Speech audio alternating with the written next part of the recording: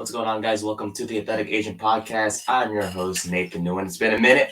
Hope you guys are well. Got my little football here from the 2011-12 Super Bowl 46 Giants Patriots, baby, when the Giants won 21-17 over Tom Brady.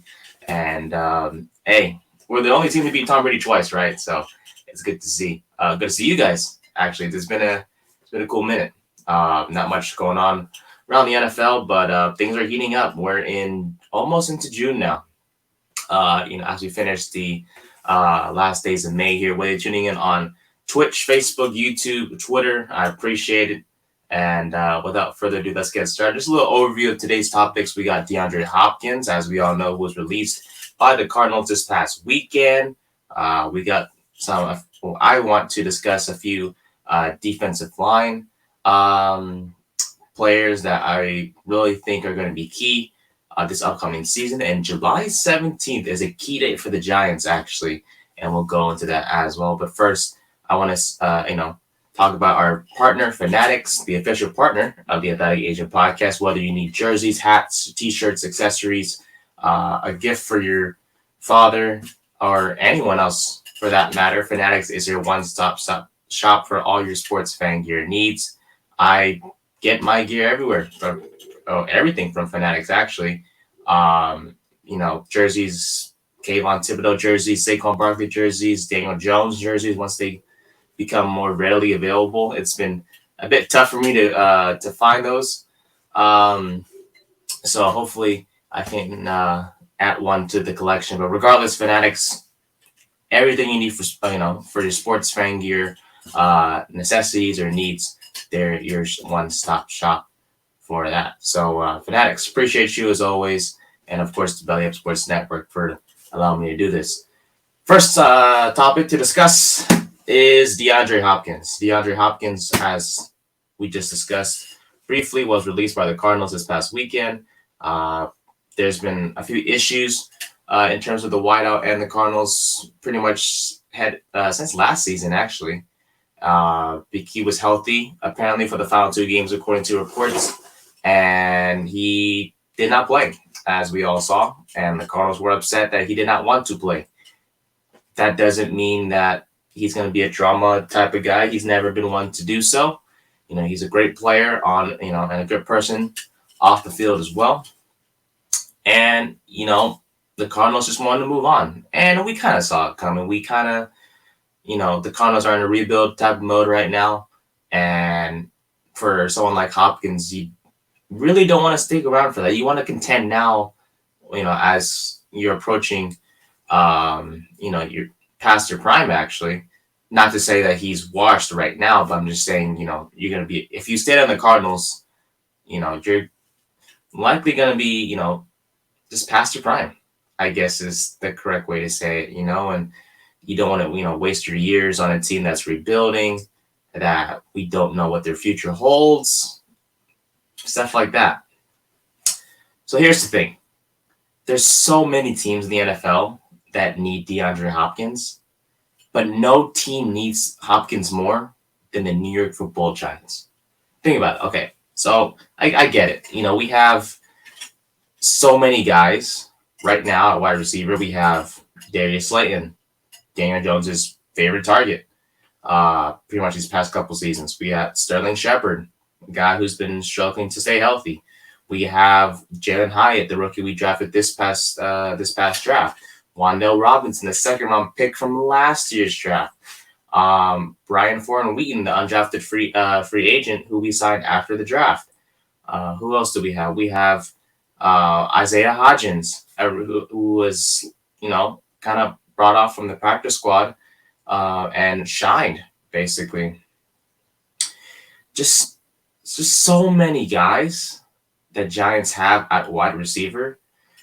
You think to yourself, why do we need another one? Why do we need... Oh, and obviously I forgot to mention the guys that the Giants signed via free agency. Paris Campbell, who came from Indianapolis. Jamison Crowder, the veteran presence, recently played for the Jets. And then his teammate, Jeff Smith, who shouldn't be mentioned too much, as he's likely going to be like a a special teamer, if anything.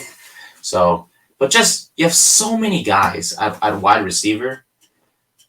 Why do you need another one? But here's the thing: there's even though you have a lot of guys at that position, there's just so many question marks because you have Slayton, right? But he's been struggling with drops. That's the main concern. Shepard can't stay healthy. Wan'Dale Robinson towards ACL last season. Is he going to be 100%? Likely, but is he going to be the same guy that the Giants, drafted for last year, right? I mean, he showed flashes of being really good until he got hurt, of course. Paris Campbell, never been a wide receiver number one. I don't expect him to, but this is different, because there's just so much uncertainty with the wide receiver room. Jalen Hyatt, still a rookie, still needs to develop. Brian Ford Wheaton, there's a reason why he was undrafted, despite the fact he tested great athletically.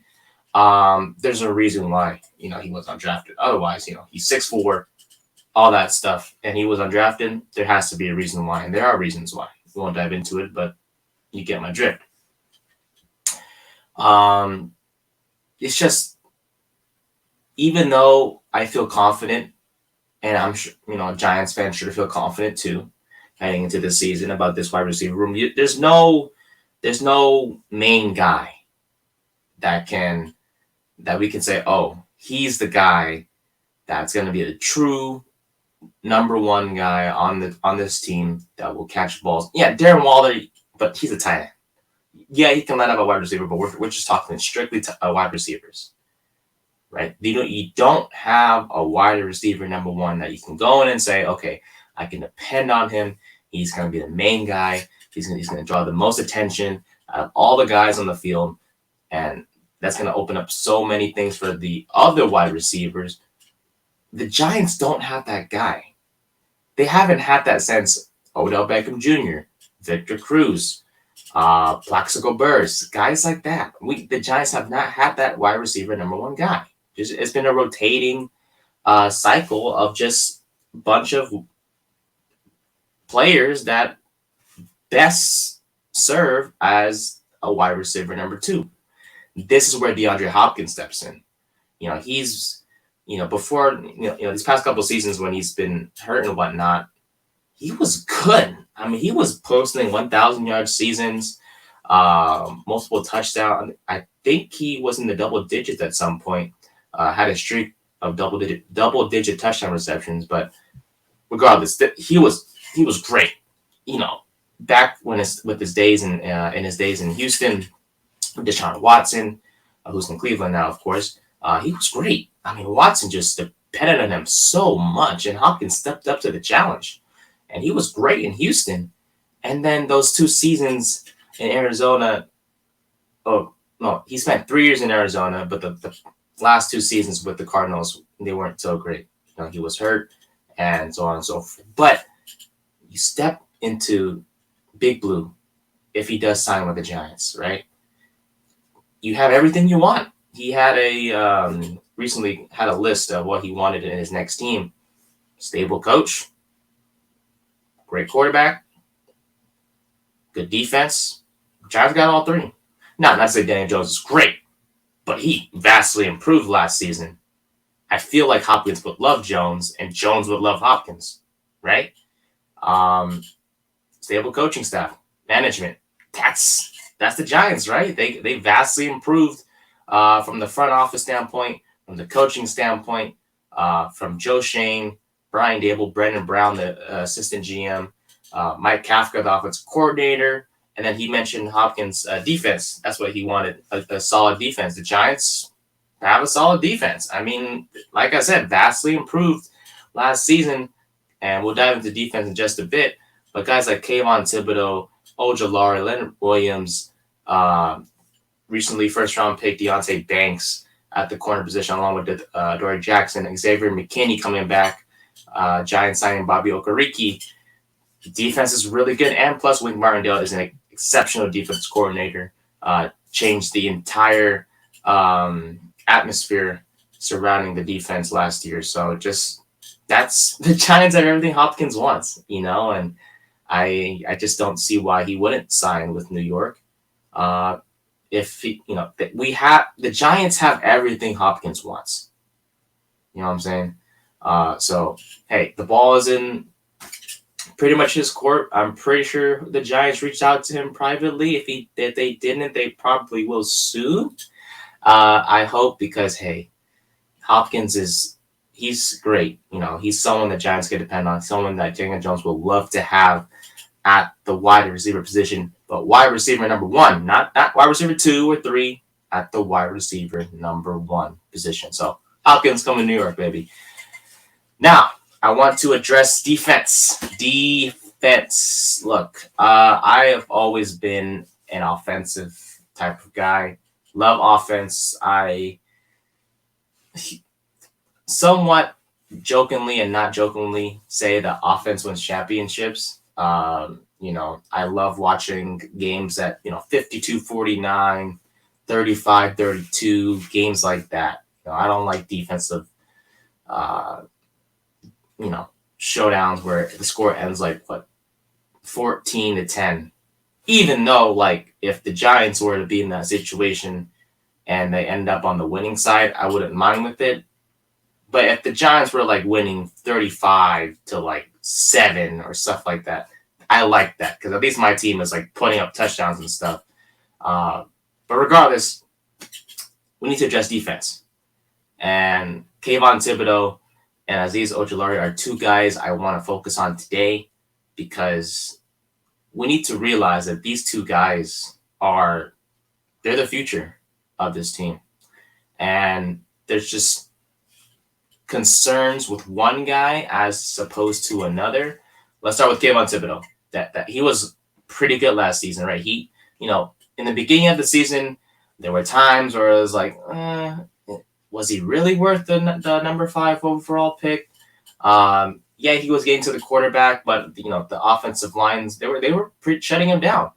And you could argue, hey, a lot of holding calls that were missed by the referees and so on and so forth. But he was getting to the quarterback. Like, he was causing pressure. It was just not, the sacks weren't registering, right? And as a defensive guy, you're like, oh, if I'm not getting sacks, then am I really making an impact? They don't, just aim for sacks. If they're causing pressure, they're helping the team regardless. But statistically, from my mindset, it's like, okay, if I'm not getting sacks, am I really doing anything for this team?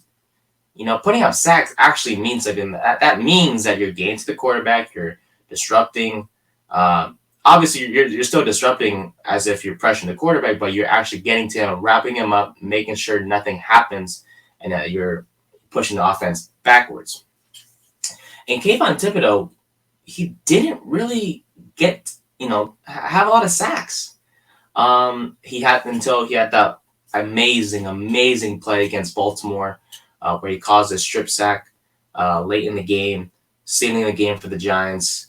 That was one of the most outstanding plays of the season. And then, of course, against Washington on prime time, when Kayvon was talking about how he was built for this prime time environment, he showed out, had a strip sack, ended up recovering his own fumble, and then scored. So it was a pretty good night for Kayvon that night. And just overall, despite the fact that he didn't have a lot of sacks, I think he had like 4.5 or something like that, he had a pretty good season. And it's a stepping stone, or a great starting point to look at and say, okay, year 2 is going to be different, but this is where we're going to see Kayvon grow, because he's had a full off season to prepare and rest his body and, watch his tape and prepare for, year number 2. And I have so much confidence in Kayvon. Just the swagger he brings to every game to this team, and just who he is. He's someone I really love, and I'm just glad the Giants drafted him, because, like I said, his swagger, his ability to get to the quarterback, we saw that at the University of Oregon. like I said, not too many sacks last season, but he got to the quarterback and he made his presence known. And he still got a pretty good amount of sacks for a rookie. Not double digits, but hey, 4.5 is nothing to be ashamed about. I'm proud of him. And look, you talk about Thibodeaux and you kind of forget about Azeez Ojulari, who the Giants drafted in the second round 3 years ago, right? And Ojulari is really good too. Had 5.5 sacks last season, and he got hurt. And that's the thing with Ojulari is that can he stay healthy? And that's the thing with him that I'm worried about because he's a pretty good talent in himself. It's just a matter of staying healthy. And yeah, so many guys are like, oh, if he stays healthy, he's going to be really good. That's the same thing with Ojulari. As if he can just stay on the field, then the Giants are going to be in good shape. So I really want these two guys to succeed. If Azeez can stay on the field and Thibodeaux continues to do his thing, these two guys, and you have Leonard Williams and Dexter Lawrence on the inside. Are you kidding me? The sky's the limit for this defensive line, and as long, to me, the two guys that are key are Thibodeaux and Ojulari. If those two guys can continue to produce and stay on the field, the Giants are in good shape. And if that's the case, hey, the sacks are coming. And Jalen Hurts, Dak Prescott, whoever's going to be the quarterback in Washington, Sam Howell, I guess, they better watch out because those two guys are coming. And this defensive line is for real. So watch out. Lastly, I want to discuss July 17th. July 17th is going to be a key day for the Giants because it's the last day to get an extension done with Saquon Barkley before talks can't resume, I believe, until I think next season, I believe. Regardless, look, I love Saquon. I really do. I think a lot of people do love Saquon Barkley. He's a great guy. He's gone through a lot of stuff. Injuries, ACL, all that stuff. When he tore his ACL against Chicago, I almost cried personally because I love Saquon Barkley and I don't want to see him get hurt.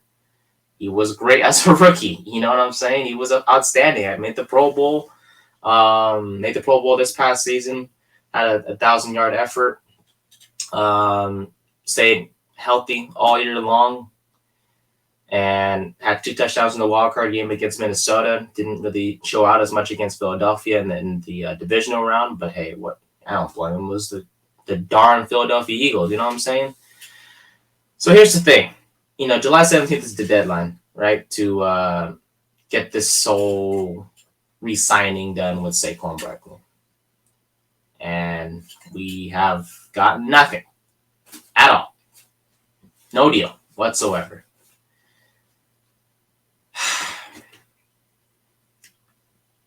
This needs to get done. I don't want to go into this upcoming season with Eric Gray. No knock on him. Obviously the Giants drafted him this past draft for a reason. 5th round pick or 4th, 5th, whatever the case may be. Him, Gary Brightwell, Matt Breida, guys like that. If Saquon's on the field, those 3 guys are stepping up. The Giants need Saquon. They depend on the running back so much. They depend on Saquon. They depend on Daniel Jones in the running game. That's what makes this offense tick. We saw that last year. They need to get this done. Now, first on Saquon's side, the Giants gave him $13 million annually. He declined. I don't know what he wants. What you want? 14, 15, 13 is a good number, and he still didn't want it. Now, is it Saquon's fault? Yeah, but you got to blame the agent too. This needs to get done regardless. The Giants need Saquon. Saquon needs his money. This can get done. Maybe reintroduce the whole $13 million again, or just do something. Just get it done by July 17th. I know we have time. We're approaching the late stages of May. Obviously, heading to the early June. So there's plenty of time. But please get this done. This has to get done. The Giants need Saquon Barkley. He's what makes the offense tick, especially if you don't get D-Hop. Now you're stuck just back at the same group of guys you have right now, and whatnot. So Saquon Barkley, he's needed. And I just mentioned, especially if you don't get D-Hop, even with DeAndre Hopkins, you still need Saquon Barkley. You need Saquon back. But Saquon, you got to be realistic, brother. You had one good season this past year, these past few years. You've been hurt. It's not your fault, but you've been hurt. When you've been hurt, you can't really get paid a lot. And hey, look at the running back market. Not great, right? Your boy Miles Sanders didn't get paid as much with his new deal in Carolina, and he's a running back number 1 too. We saw that in Philadelphia. He was the main back in Philadelphia, and he got replaced, and now he's on Carolina, but he's still the lead back. You gotta be realistic, man. You're a great running back, but you're not Derrick Henry, you're not Nick Chubb, you're not any of those guys. Those guys have produced and they stayed healthy. You have not. So we gotta be realistic, man. So a deal, in my opinion, will get done. It's just a matter of when. And it's gonna be before July 17th, but let's not have to wait too long for that, okay? That'll do it for the episode of the Athletic Asian Podcast. We cover football, New York Giants, all that stuff. We'll be back Thursday with more topics to discuss. I appreciate you guys for watching. Thank you so much from the bottom of my heart. And we'll be back on Thursday, and we'll talk to you guys soon. Thank you very much.